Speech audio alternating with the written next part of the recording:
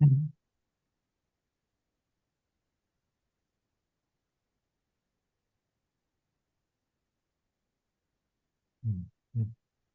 Mhm. A very good morning and a warm welcome to everyone. Uh, the time is now 10 a.m. in Amsterdam. This is the webinar for the open call for proposals of the CFC for the 29th call for proposals. And I will lead the webinar. My name is Andrei Kuleshov. I am a Chief of Strategy of the Common Fund for Commodities. And here with me, I have my colleague, Mr. Chris Rallis, Investment Manager. So together, we will take you through the process of the application in the open call for proposals for the CFC. Now, a few technical notes. For whatever reason, if the broadcast is interrupted, simply reconnect in a few minutes and we will continue where we lost it if there is a technical issue. Chris is kindly joining us from Abidjan, from Côte d'Ivoire. So we will take from each other if necessary, if the connection becomes less stable. Please do use the chat function if you have a question, and we will be there in the background trying to answer as many questions in the chat box as we can in the course of the meeting. We will also try to reserve a few minutes towards the end of the meeting for a Q&A session. So depending on how it goes, we will be able to answer a few questions there.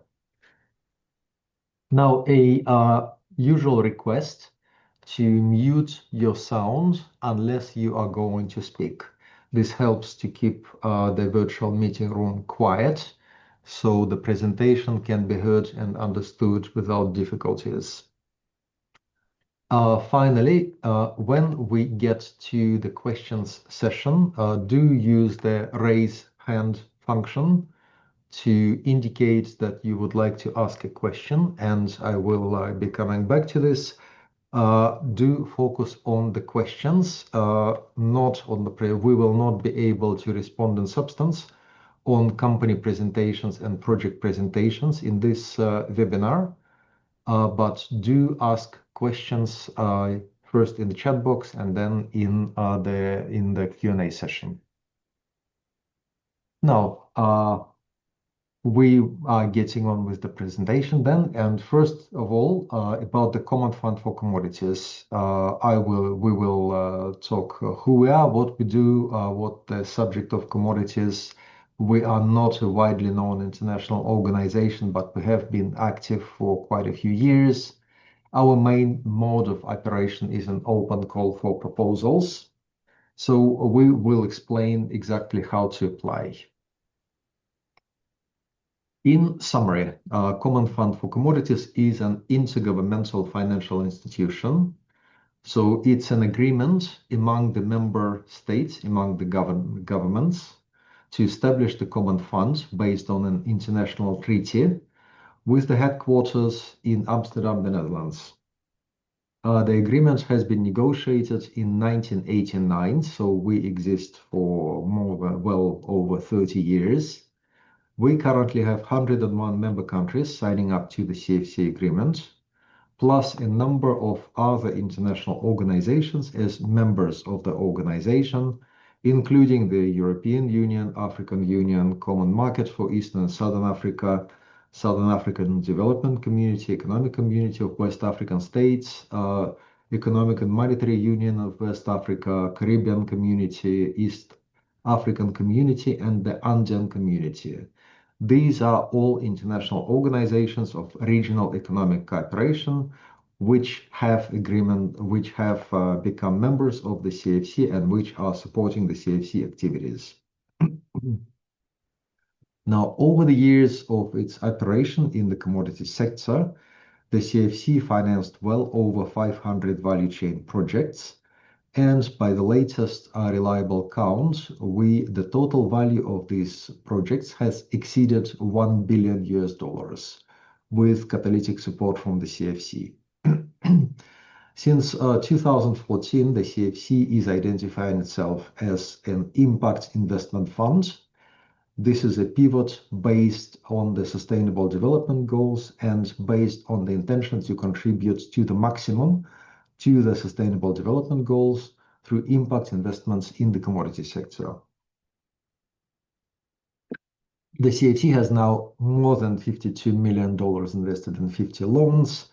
Over $40 million are currently committed to various projects, and we have activities in 99 countries over the years of CFC operations.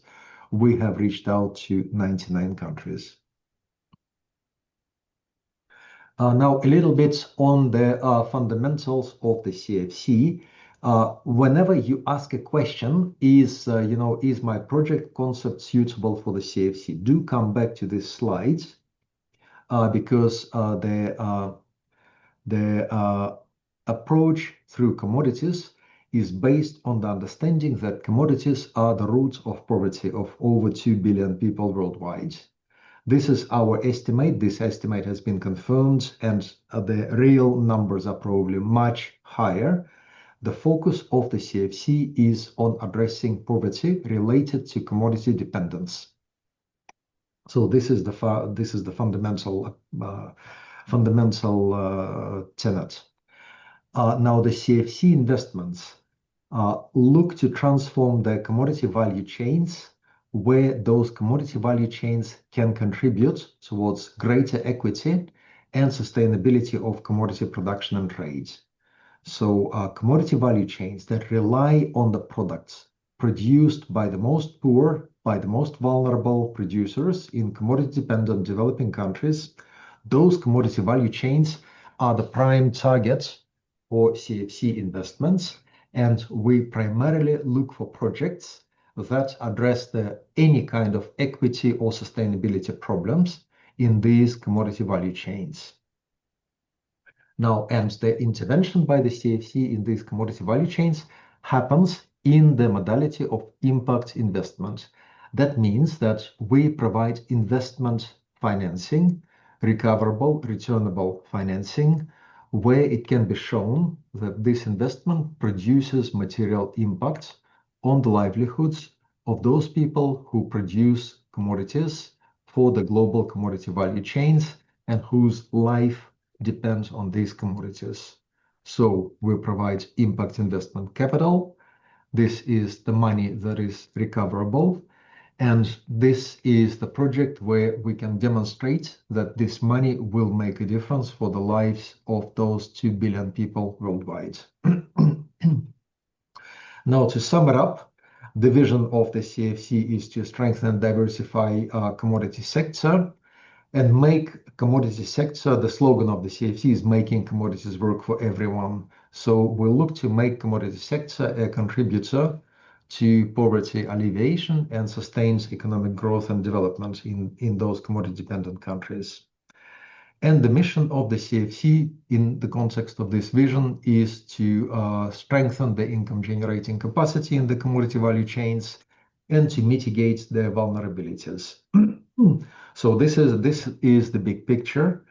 If you ever have a question, is a certain project applicable to the CFC?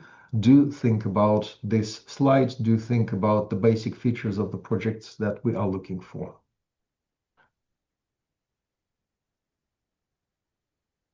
And this perhaps is the most fundamental picture in terms of understanding the types of projects that the CFC finances. We may be coming back to this picture, and this is really instrumental for the understanding of the suitable financing modalities for the CFC. So the focus of CFC here is in the center, and I'm not sure if you can see my mouse, my pointer. I don't see where I can turn. Oh yeah, there. Okay. So, yeah. So the center of the CFC investment is small and medium enterprises. So our most typical partner, our most typical investment target is a small and medium enterprise based in one of the member countries or operating in one of the member countries of the CFC. The basic feature, the basic focus of such a small and medium enterprise is connecting the primary producers of commodities, that is smallholder farmers as most typical example, to a high value international markets where the value for this commodity value chain is created, and then effectively this small and medium enterprise contributes to the lives of smallholder farmers by connecting them to this value of the market. This is the theory of change. This is how we expect the CFC projects to contribute to the alleviation of poverty and reduction of vulnerability of those primary producers of commodities. So again, we look at small and medium enterprises who connects local products to the high value markets. They may be regional, they may be global, they may even be local. We had local cases in some, but the value of the project comes from the market, that has demand for certain commodity-based products supplied from the primary producers in commodity-dependent countries. Now, small and medium enterprise can operate in sustainable sourcing, buying, logistics, providing inputs to the primary producers, and so on, addressing some agronomy issues, regenerative agriculture, protection of biodiversity, certifications, and so on. The small and medium enterprise can invest in processing and storage, also a huge range of opportunities there. And we very much appreciate when small and medium enterprises want to invest in innovation and quality control for the product, thus adding value to the product and making it a more interesting for the global markets. And this connects to the downstream operational activities that an SME can also undertake and we can finance. That's marketing, distribution, sales. We do a lot of trade finance, and this takes me to the instruments that we offer to the small and medium enterprises. So we do a lot of trade finance as a downstream activity for the SMEs. We can do capital expenditure loans, which enable the small and medium enterprises to invest long term in all aspects of their production capacity. We can provide working capital, which allows the small and medium enterprises provide blood to their sustainable sourcing operations. So typical working capital situation is when the SME needs liquidity to purchase commodity from the primary producers who need to be paid on the spot. And there is a liquidity gap that we can fill so that the SME can extend its operations. And we have a range of exotic instruments, which we call quasi-equity, that allows us to address special situations, like the case of result-based financing by using an impact bond instrument. That is also possible. So we're quite flexible on the range of instruments, as long as we can see the basics of the investment project present, and that is focus on the commodity value chains, that is sourcing from the primary producer and poor and vulnerable countries, and that is supplying the products to the high value markets where we can extract additional income for those farmers, provide them income security, stability, and reduce their vulnerability. So, apologies. Now, in this call, we talk about the call for proposals, and this is the only way that the CFC is receiving proposals. So any proposal coming to the CFC for consideration must come through the open call. We must receive an application through the open call to be able to consider an investment proposal. So if you think your project meets the basic qualifications, as I was describing, please do apply in the open call. And these are some practical examples from our experience, from our pipeline. So it's mostly agricultural commodity sector. Now, we do not have a specific prescription that we must invest in agricultural commodities, but by practice, almost all of our investment is in agricultural commodity sector. Recently, there had been some interest in essential minerals projects. That may well be a possibility, but I don't think we have seen any projects in this regard so far, at least not successful ones. So essential minerals is in principle possible, but we are still to see a workable proposal in this regard, mostly agricultural. We look for innovation, and there's a few buzzwords listed that we like to see in the project proposals, and that includes agroforestry projects. We have great example of agroforestry investments, climate smart agriculture, investments in renewable energy in commodity value chains, investments in enhancement of food security by improving the efficiency of all sorts of commodity value chains, deforestation prevention. We have a huge program in Central Africa for prevention of deforestation. Digitalization of commodity value chains is an extremely interesting and promising area where we have not actually seen as many successful projects as we might hope.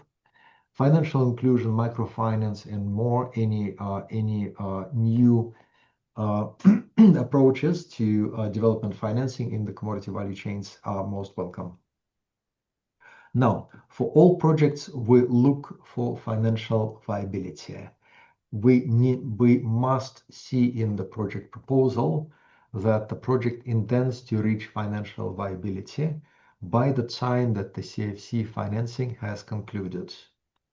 There are spreadsheets that we will go through a bit later in this presentation, which explain how to present the financial viability of the proposal. Again, the CFC financing is mostly recoverable. We must see financial viability. We treat our projects as investments. And moving on, so this is the broad picture of the application process. So how this happens. Twice a year, we declare an open call for proposals. So we are currently in the period of the 29th call for proposals. This current cycle started end of April, and it will end in September. So between April and September, we are receiving proposals that will be processed in the 29th call cycle. This automatically gives you a 6-month lead time, and during the whole 6-month process, we read the applications continuously, and if we don't understand something, then we will come back to the proponent and ask the questions during this 6-monthly cycle. So at the conclusion of the cycle, we can have clarity regarding the proposal, and we can decide whether it's taken for the approval process. Now, the approval process on the right side of the slide, every proposal that we receive, somebody will read it in the process of internal screening by the CFC Secretariat. If internal screening is successful, the project proposal will be evaluated by the consultative committee. Now, the consultative committee is a group of 9 experts appointed by the member countries to act independently to review investment proposals that the CFC is receiving. The intention in appointing those 9 members of the consultative committee is to represent a broad expertise across all the commodity sectors of interest to the CFC. So when you are submitting your investment proposal to the fund, do assume that the person reading this proposal will be a specialist in the relevant commodity sector, whether it's cocoa, shea nuts, coffee, or grains, or potatoes, or something else. We try to make sure that there are people on the consultative committee, experts, specialists, who have the broadest knowledge of the variety of commodity sector. They will be reviewing your project proposal if it's successful in the screening process. The consultative committee meets twice a year to review the proposals. Typically, when the consultative committee says that the proposal is okay, the proposal is suitable for the CFC, they are also providing a number of conditions, a number of recommendations, what needs to be addressed in the proposal for the proposal to be suitable for the CFC financing. So after the consultative committee, we come back to the successful applicants, asking them a range of questions to clarify before we're making a submission to the executive board. Once we get the answer, we submit the proposal to the executive board, and the executive board decides on the financial commitment of the CFC to the project. So the consultative committee decides on the technical feasibility of the project. The executive board later decides on financial commitment of CFC to finance the project. And looking at the calendar, when all of that will happen. So this calendar is still, as you can see, 2 calls for proposals here. 28th call that has just completed and the 29th call. And later we will be going into 30th call. So on the example of the call that has just completed, so from October 25 to April 26, we were receiving applications. Any applications received before April 26 went to screening stage, so they were screened in April. By June 26, we submitted all successful applications to the consultative committee, called the CC. And in July 26, the consultative committee reviewed those proposals and made the recommendations. So, or will review these proposals. We're currently preparing for this. Now, after July, we will come back to successful proponents with requests to answer questions raised by the consultative committee and pre-negotiating the terms of the potential financing for the project. And this is the process preparing for final decision by the executive board that will take place in October 2026. So in a nutshell, the 28th call completed in April 26, and now between April and October this year, there is the internal CFC process for deciding on the investment proposals received. And I stand to be corrected, but we received a good few hundred proposals, of which maybe a dozen will be financed. So this is the consideration process that is ongoing now from April to October. And at the same time, simultaneously, we have opened the current 29th call for proposals. And currently, we are open to applications that will be considered in the 29th cycle of the call for proposals. Again, going to the consultative screening first, starting in October, going to the consultative committee in January 27, in January next year, and then going to the next meeting of the executive board in April 27. So whatever we receive between now and October 2026 will be decided by the executive board in April 27. I know I have to say a lot of words on this one, but it's fairly straightforward that we have two overlapping 6-monthly cycle that run continuously. So if you make it before the deadline in April, then you get the decision by October. If you make it up to the deadline in October, you get the decision in April next year. So that's the cycle. Now, this cycle concludes with the decision of the executive board, after which the successful projects have to be negotiated in financial detail to sign a financing agreement between the CFC and the recipients of CFC financing. Up to the moment of the decision by the executive board, we base everything on the information in the application form, plus any responses that we receive from the project proponents. Now, once the executive board has made a commitment, we start the process of on-site due diligence when somebody from the CFC will come to visit and verify the facts contained in the application to confirm that we can sign the loan agreement. We will draft a legal contract and we will proceed to the signature of the legal contract. We very much expect, very much hope that the legal documentation can be concluded within 12 months of the executive board approval.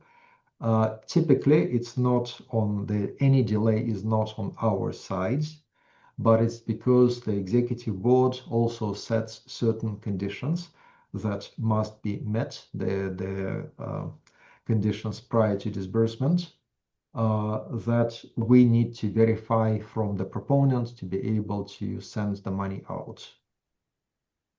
So this is the process that takes us to the moment when the CFC can disburse the money and the investment can start, the project can start. Now I will invite Chris to take us through the details of the application form, explaining to us how this investment will happen. Thank you. And Chris, please go ahead. Let's change the slide first, and yeah, we're ready. So thank you very much, Andrei. Good morning or good evening to everyone. On behalf of the CFC Secretariat, I would like also to thank you for your interest in our call for proposals. As Andrei said, what I will do for you today is I will walk you through the CFC application form, also the Excel templates that you need to prepare and submit to be considered for CFC financing. First note here, please remember that this is the format that we prefer and we accept.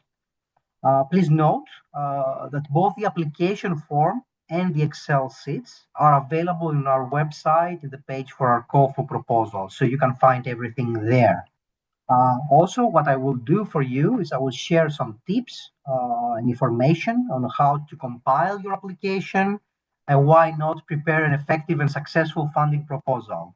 So before we start, and let's go to the next slide, please. Thank you. Just a few notes that you have to know, very simple ones. At any point, we will never ask you for a fee. We will not charge you for any fee in the application stage, and we will contact any company that's an applicant only if it's successful. The rest of the companies will receive some information through email about why the application was not successful.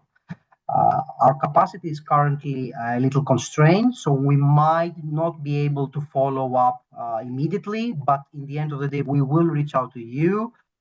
If you have, though, any other questions, please reach out to us directly.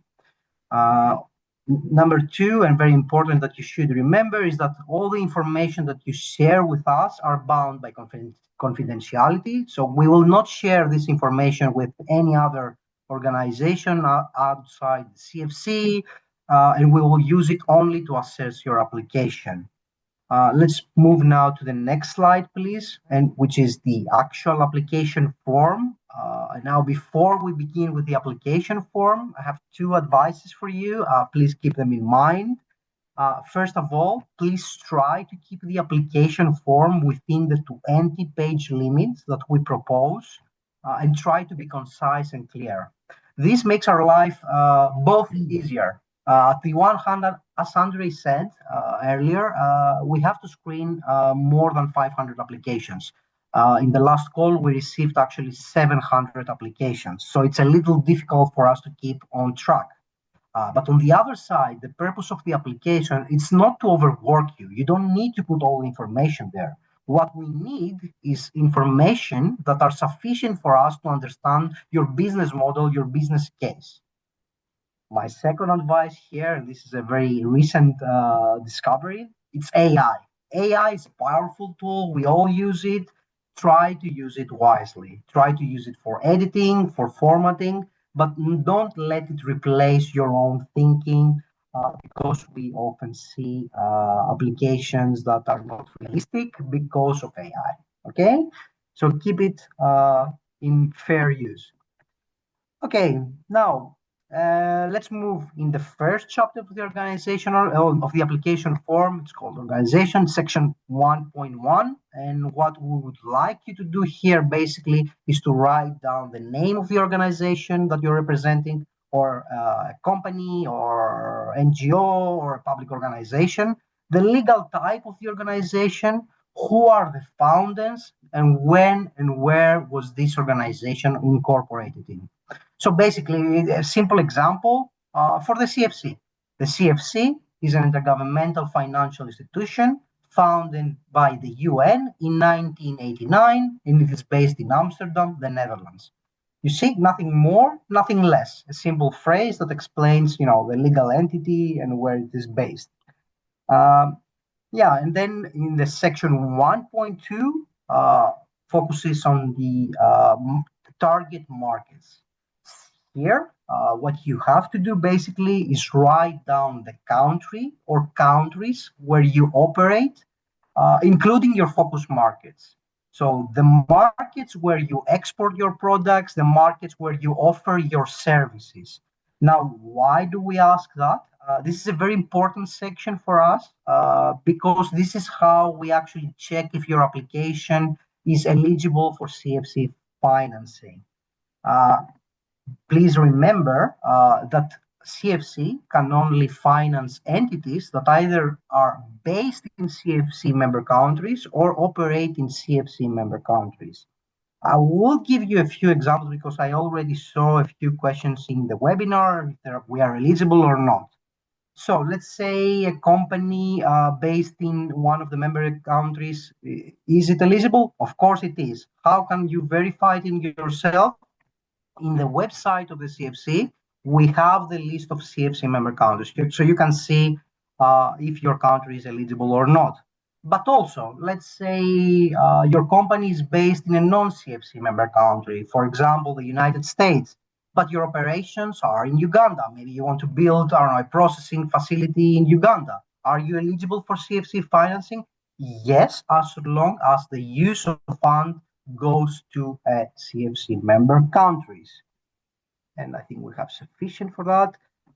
Let's move now to section number 1.3, which is the brief summary of financing objectives.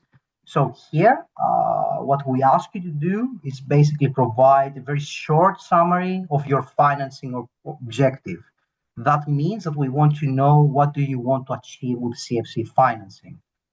For this part, I would try to provide a concise but yet descriptive overview.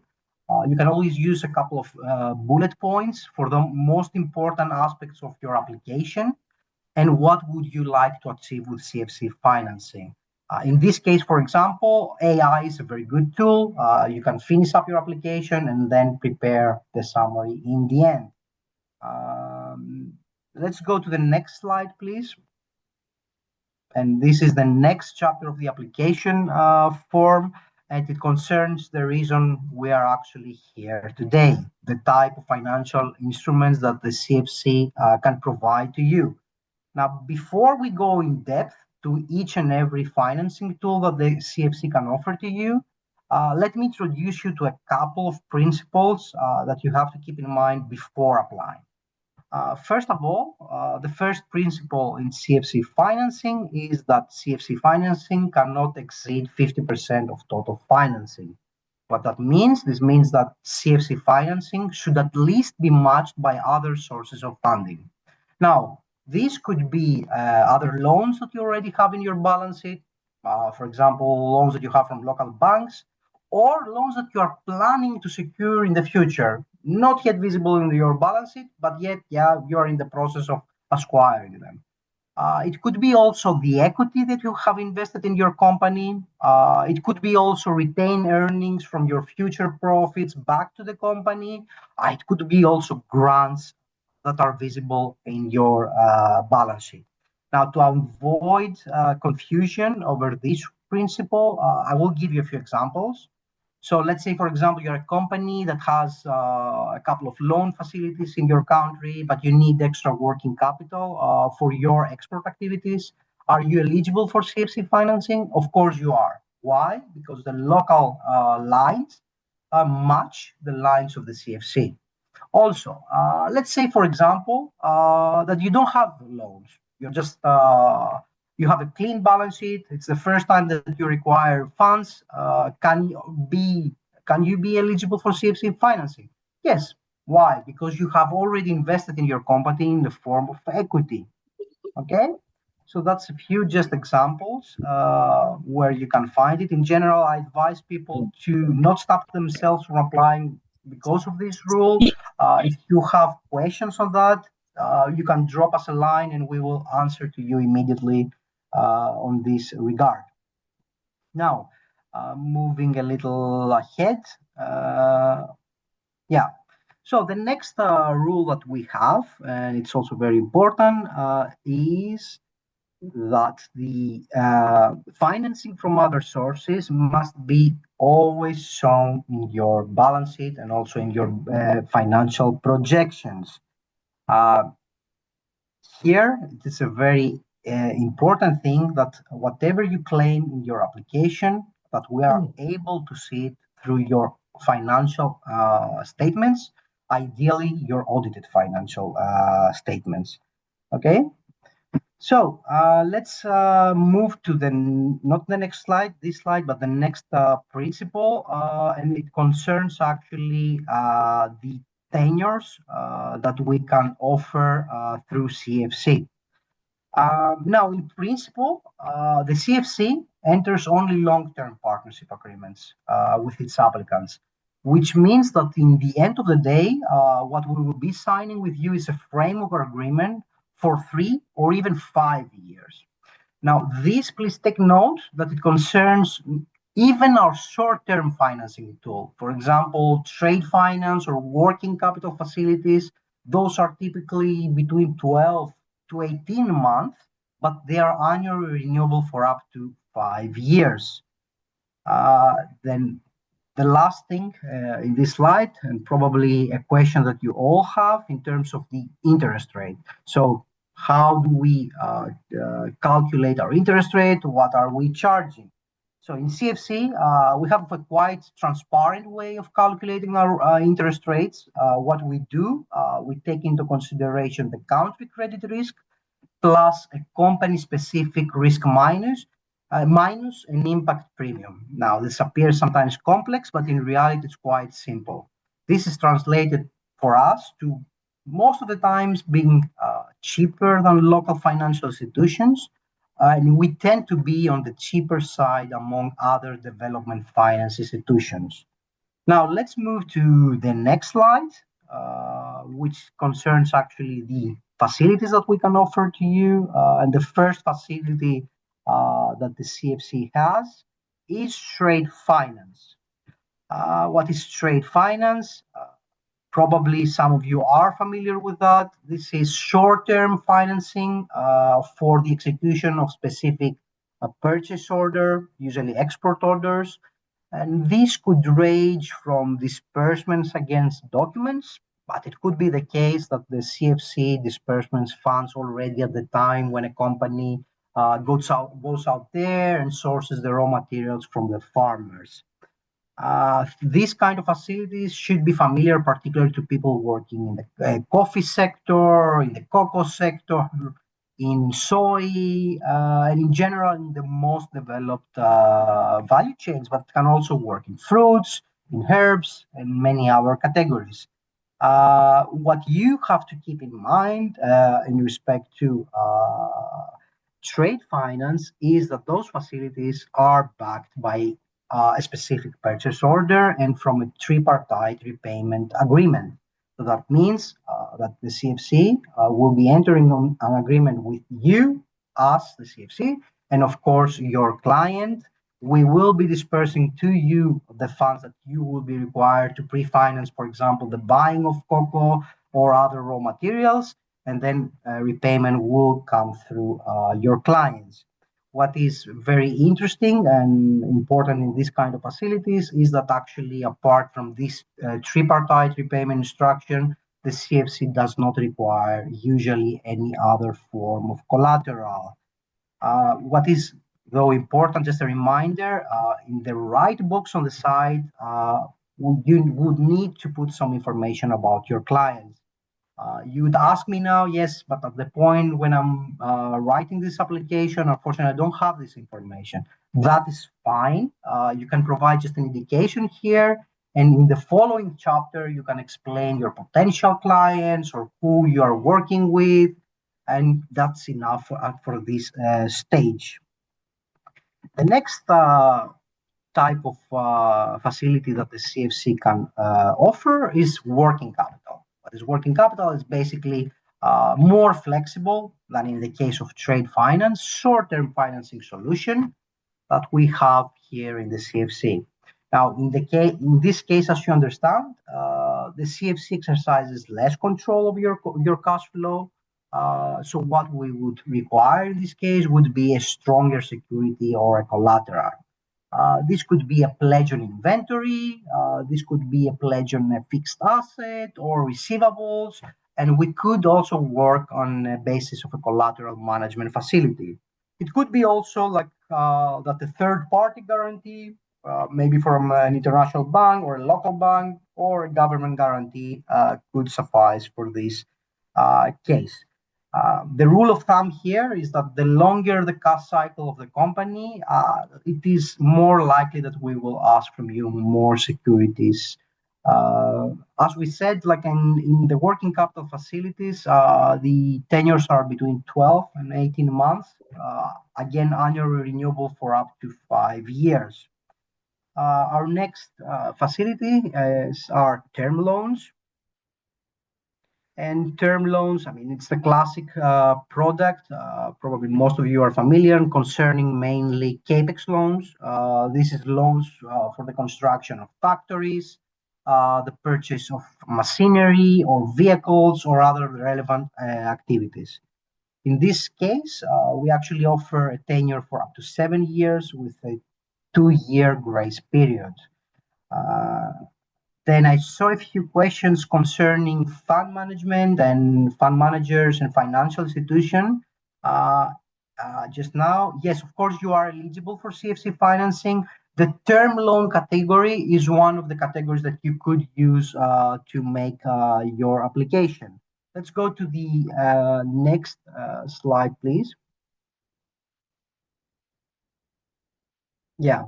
So part of the CFC mandate, it's also equity investments. I have to tell you, though, that due to our constrained capacity at the moment, we do not do equity investments into companies directly.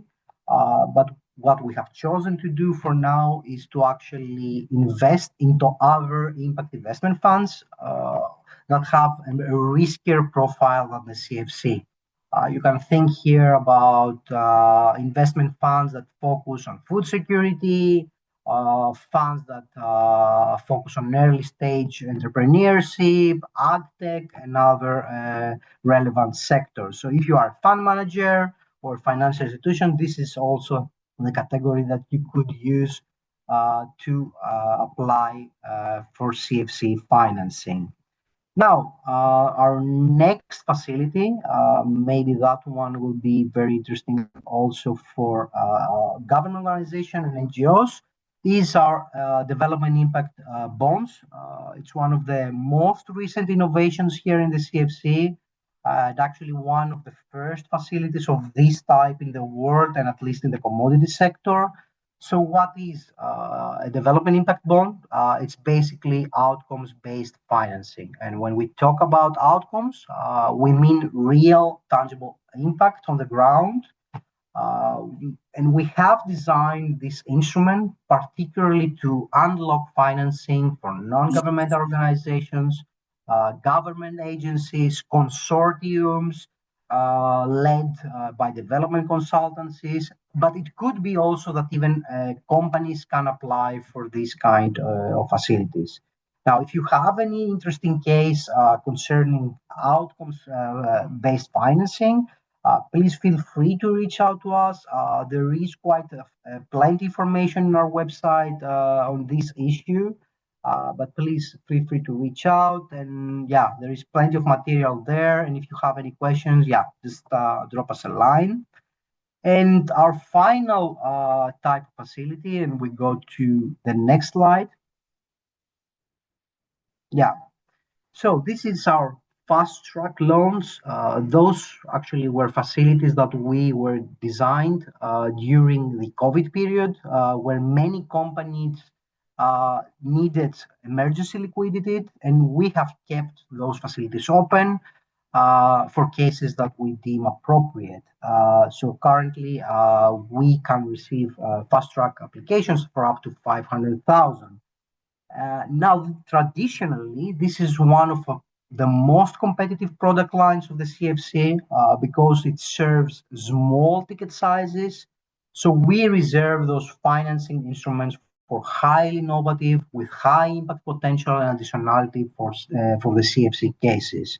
Now, one important note here is that you could use this instrument for a loan application. For example, if you require a trade finance facility or a working capital facility or a term loan that costs up to $500,000, you could use that one.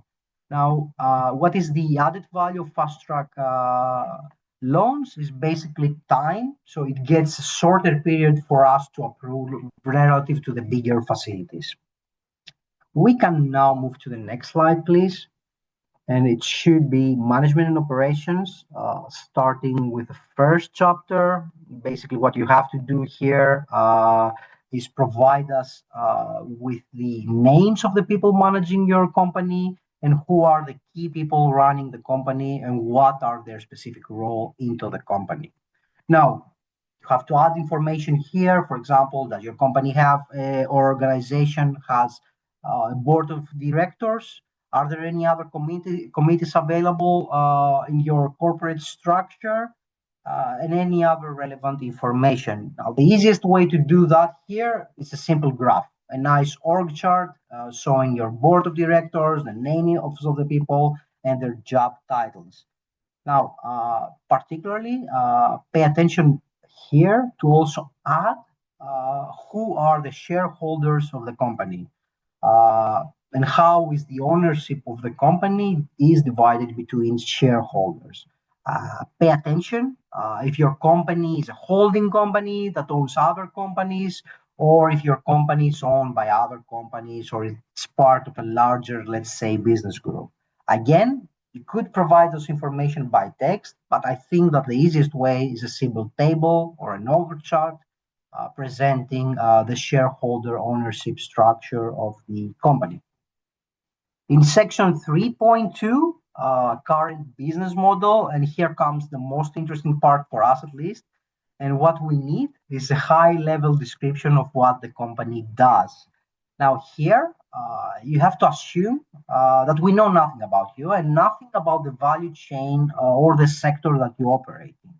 In principle, you are the expert in your commodity, in your value chain, in your line of work. So please start from the basics. Now, you can include here, for example, the type of products that you're producing or the services that you offer, the type of raw materials that you're sourcing from farmers, and how and what kind of processing activities are you undertaking. How many employees do you have? And also explain who are your end clients for your services or for your products, and in which countries do you usually focus your business. Now, the key here and the easiest thing for you to do is actually to include numbers. So, for example, you can put here processing volumes per year, or the number of the employees, how many permanent, how many temporary. You can also include your sourcing volumes per year or any other relevant information. It makes reading easier and we can understand better the business case. We can go to the next slide, please. And this is the market opportunity.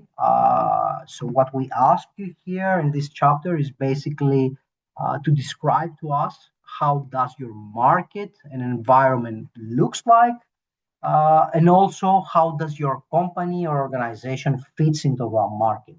So starting from section 4.1, what we ask you to do is basically explain to us the basic characteristic of the market, both at a local but also at an international level. Other information that you can include here is it a very competitive market that you're working in? Are there many companies doing the same thing as your company? Or are you the only one that offers a specific service at your country level or internationally?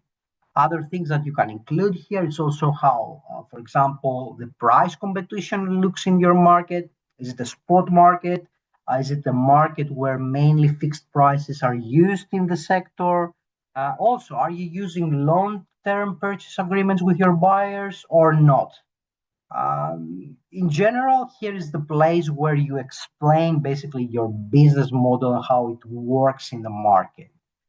In section 4.2, what you have to do basically is provide us the key strength of your business model. And this is where you basically showcase your company. Try to make a list here of the positive, the good points of your application, and feel free to think creatively.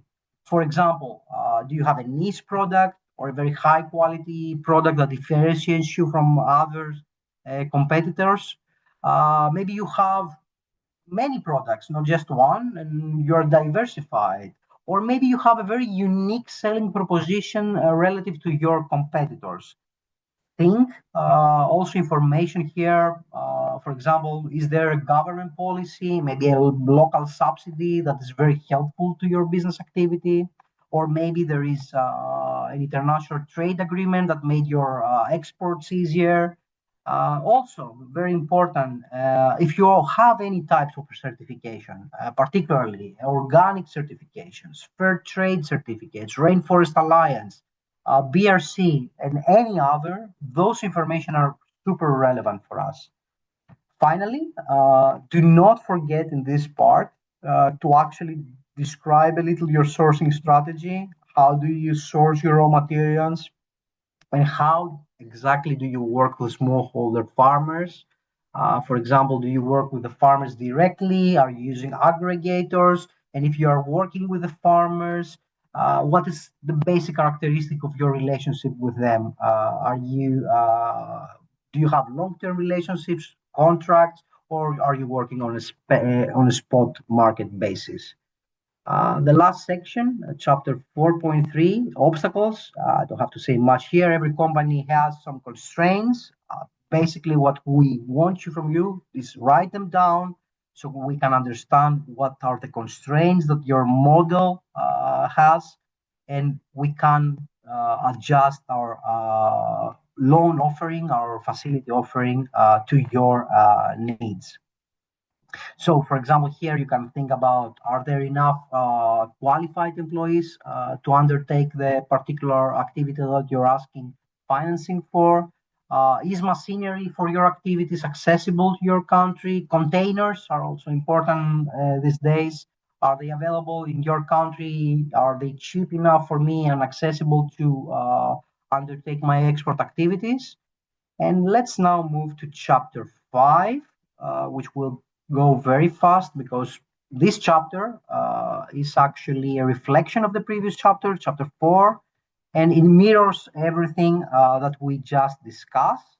But what we want here you to do is explain to us how the company or entity will look after CFC financing. So starting from section 5.1, here, you explain to us the changes you expect in your business after receiving your financing. Are you going to change your business strategy? Are you going to introduce new products or services or innovative products? And then moving in section 5.2, are you going to increase the number of your clients? Are you going just to increase the volumes that you offer to your clients?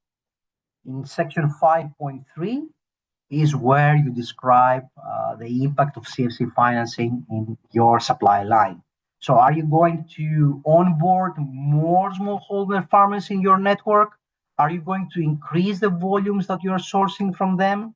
Or maybe you're still working with the same smallholder farmers, but just buy from them more volumes of raw material.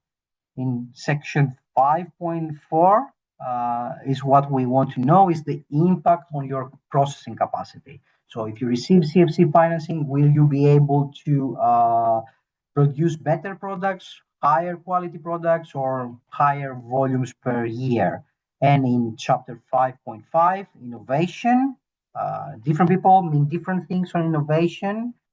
In CFC, we have a very holistic attitude towards innovation.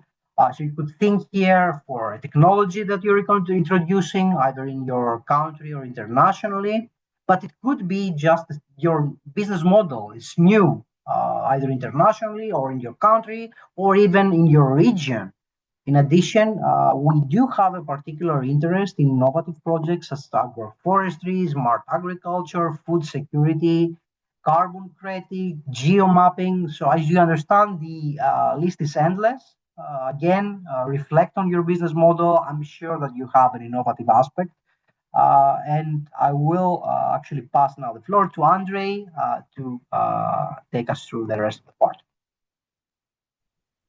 Thank you very much, Chris. So we are going through the form and we are coming now to section 6 of the application form, and that's the development impact. So as the name suggests, the CFC is an impact investment fund, and especially with the help of AI, you can write volumes about impact of any activity.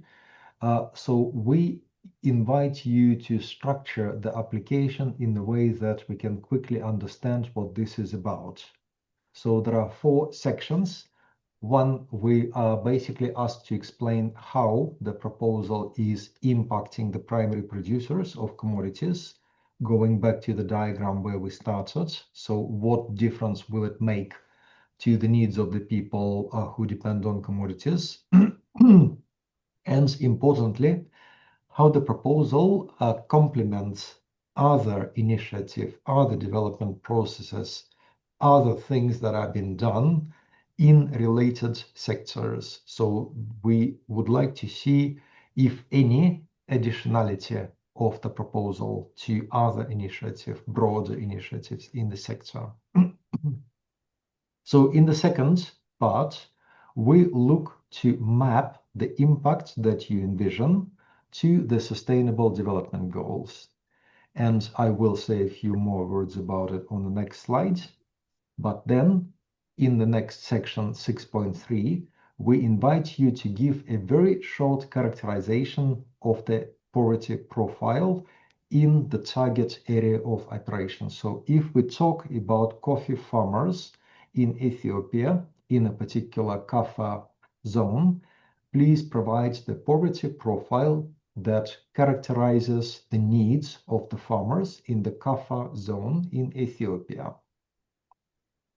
And finally, there is no improvement without risk. So we want to see your assessment of social and environmental risks introduced by the project. If there are significant environmental risks or social risks, then please include any steps that will be taken to mitigate those risks. So those 4 sections. They can be concise, they need to be to the point, and they need to answer the basic questions to understand how the impact of the project fits in the broader framework of development, in the sustainable development goals, and the risks that the project may introduce in the area of operation.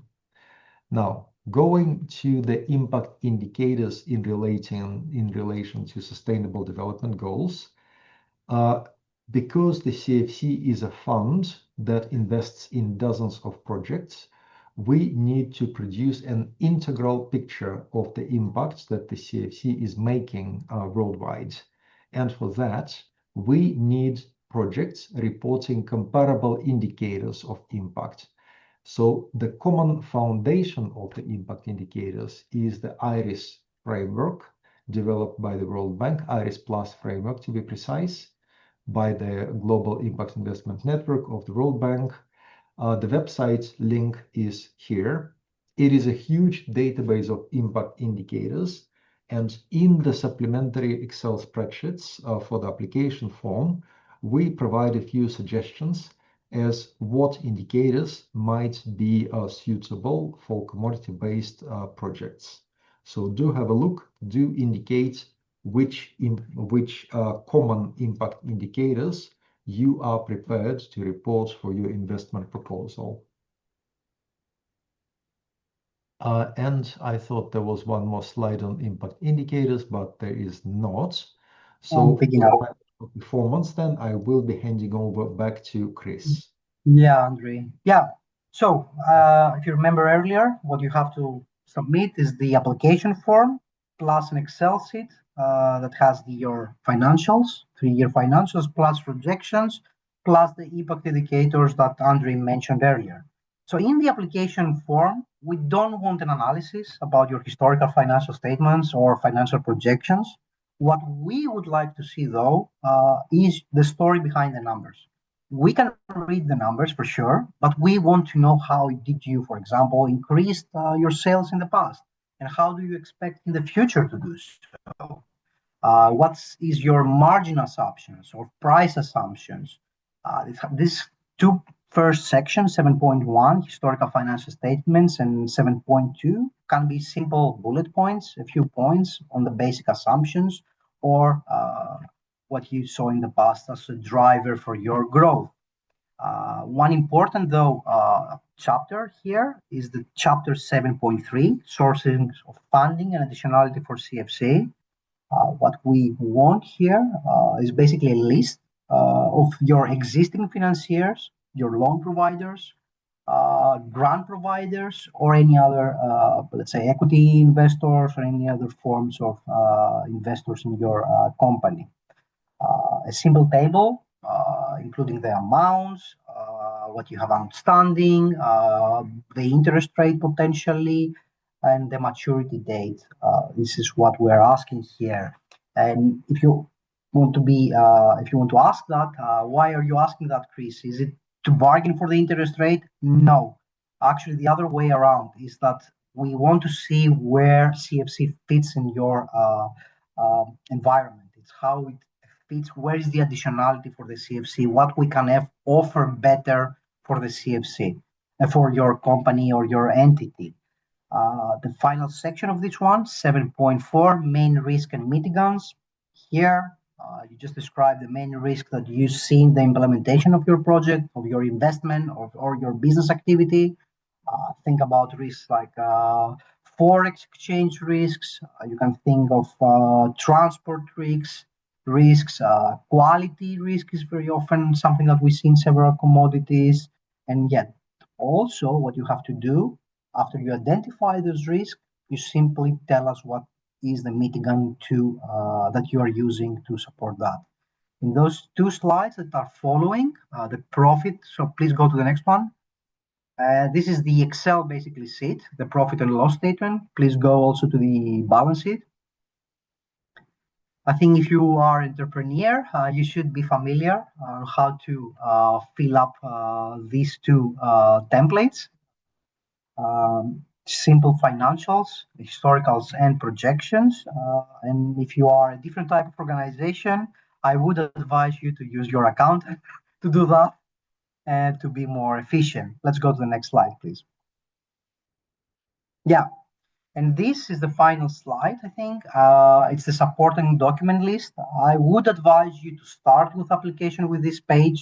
So see which documents are required, particularly your audited financial statements, your projections, your impact indicators. Don't forget to include your company registration numbers.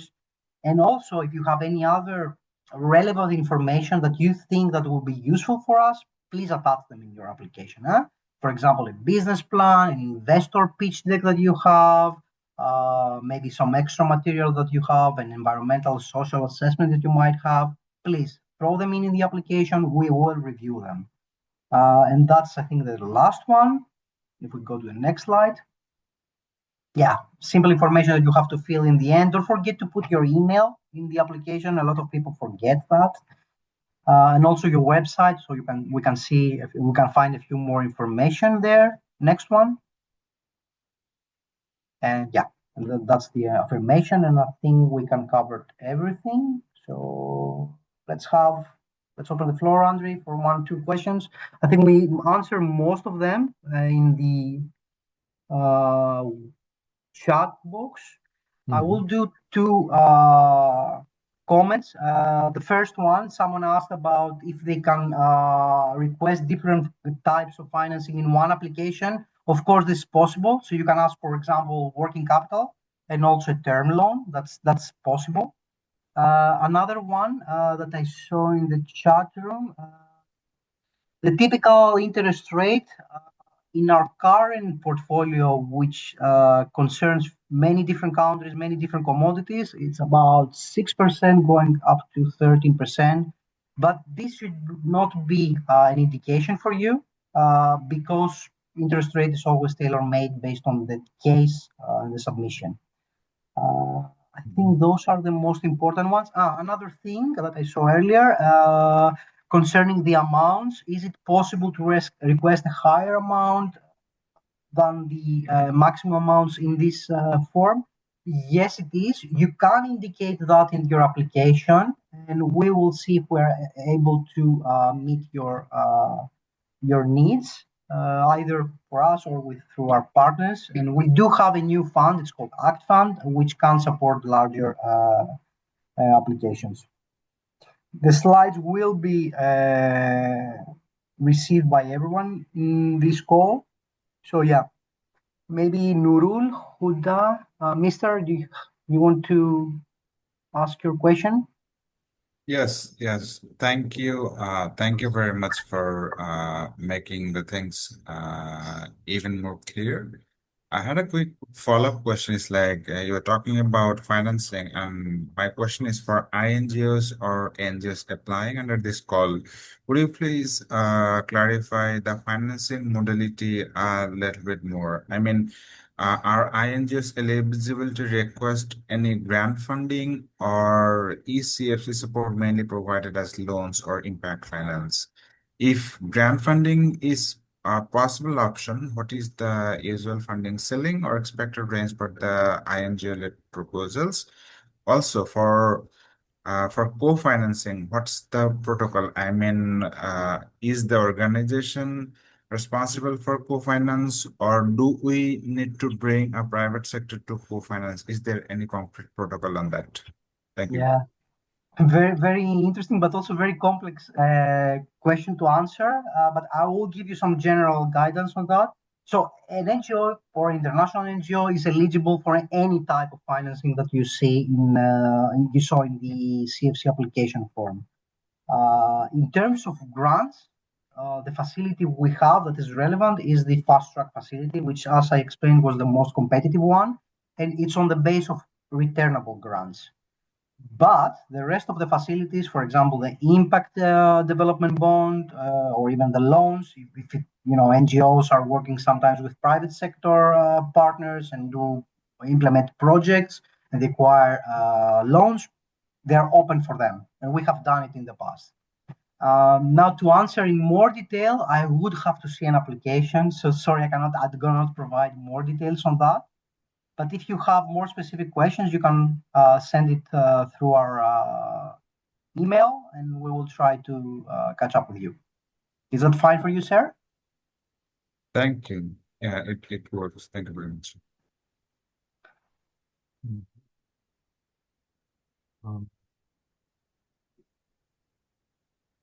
I accidentally stopped sharing the slideshow. This was not my intention, so I will bring it back so you can all see the email address to apply for CFC financing. Just bear with me for a second. Yeah. SMEs, in the meantime, And from in the Tanzania, are, of course, eligible for financing. Tanzania is a member country. What differentiates a good application or not? So what actually is the biggest differentiation is the quality of application. The more transparent you are, the more concise you are, and like we could read the application and understand the business model. That's actually those that we prefer. I think Andre had a slide. You could visit also to see which sectors we, let's say, prefer. But you know, the potential there is unlimited, so we can do different things. There's no constraint.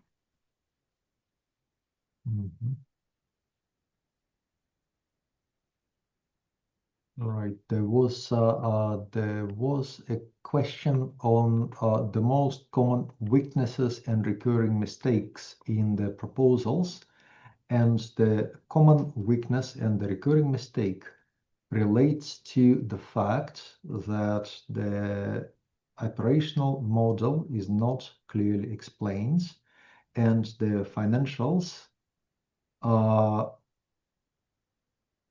well, for the lack of a better word, we cannot understand from the financial projections what is it, where the CFC money will be used for, and how income will be generated from this use to be able to repay the CFC financing. So this is the most difficult weakness in the proposals that almost guarantees that the proposal will not be taken forward. Lack of clarity and lack of clear financial projections.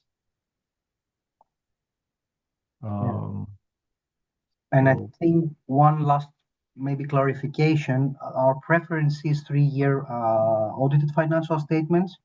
But for example, if a company has 2 years or it's a startup, it could be the case that we move ahead if we understand the business model and we can have a structure that both the company and us feel comfortable.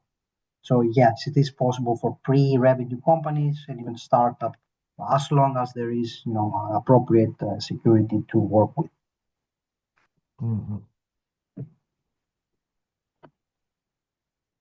Right. And I think we've covered all the questions. Yeah. So I'm looking, yes, it looks like oyster mushrooms. Yes, oyster mushrooms. I believe we have seen some mushrooms proposals, but I don't think we financed any. Again, this is not.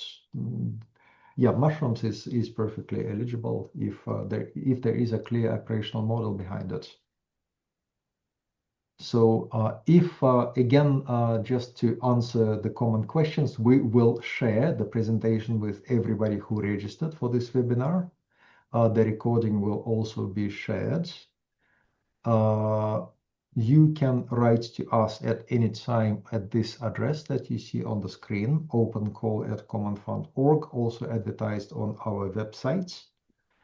This is a real email address. There are a few people attending, sharing this address, so we will reply to every message that we receive on this address. So we are open in this regard 24/7. Please don't hesitate to reach out. With that, I would like to say thank you so much.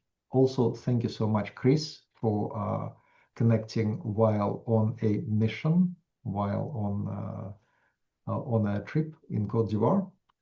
And we look forward to hearing from you. Thank you so much. Thank you This very webinar much. is concluded. We Have a can- nice day, everyone. It is now safe to disconnect from the webinar. The meeting is concluded.